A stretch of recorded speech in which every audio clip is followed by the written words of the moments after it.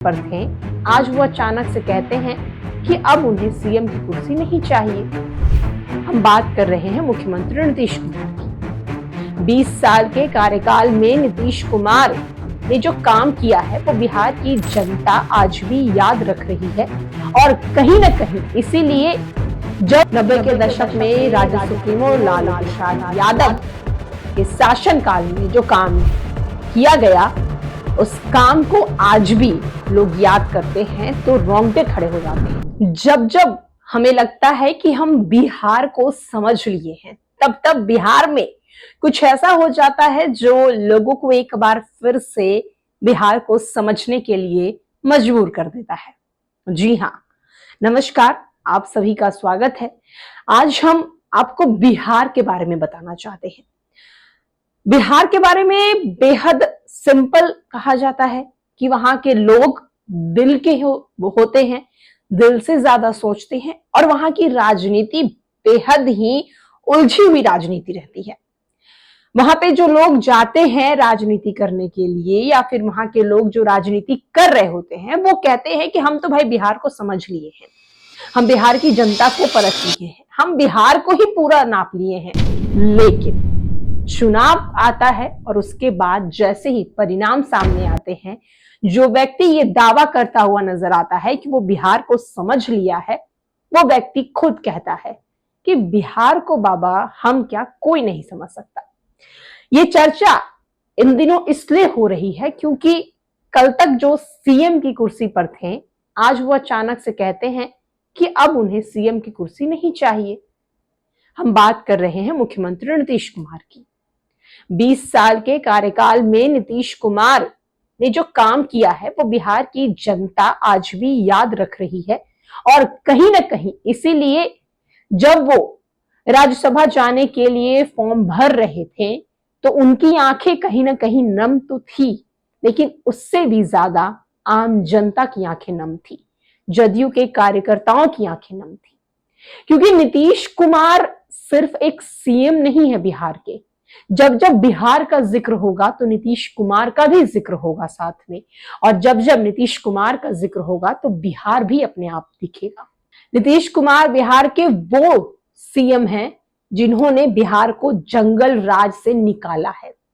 लड़कियों को न जाने उन्होंने कितना कुछ दिया है कि लड़कियां आज बिहार की खुद के पैर पे खड़ी हैं, आत्मविश्वास खुद में इतना ला सकी हैं, नीतीश सरकार के कानून व्यवस्था में खुद को इतना महफूज महसूस करती हैं कि वो अगर रात को निकलती हैं तो वो बेखौफ होकर निकलती हैं। 90 के दशक में राज्य सुप्रीमो लालू प्रसाद यादव के शासनकाल में जो काम किया गया, उस काम को आज भी लोग याद करते हैं तो रोंगटे खड़े हो जाते हैं। लेकिन मुख्यमंत्री नीतीश कुमार आए और लोगों को विश्वास दिलाए कि उनके अंडर में जो बिहार का लॉ एंड ऑर्डर है वो हर एक इंसान को बेहद महफूज रखेगा, और बिल्कुल वैसा ही हुआ। ऐसी नहीं है कि क्राइम जो है वो बिहार में नहीं हो रही है, अभी भी हो रही है, लेकिन अगर हम तुलना करते हैं लालू राज से तो कहीं ना कहीं नीतीश कुमार ने बिहार को बेहद आगे ले जाने का काम किया है। नीतीश कुमार जैसे ही ट्वीट करते हैं, मानो बिहार में एक अलग बौखलाहट हो जाती है। बौखलाहट हो भी क्यों ना, सीएम की कुर्सी आखिर कौन छोड़ना चाहता है? सीएम की कुर्सी छोड़कर क्यों कोई राज्यसभा जाना चाहेगा? ये सवाल अब बिहार की आम जनता के दिलों में भी उठ रही है।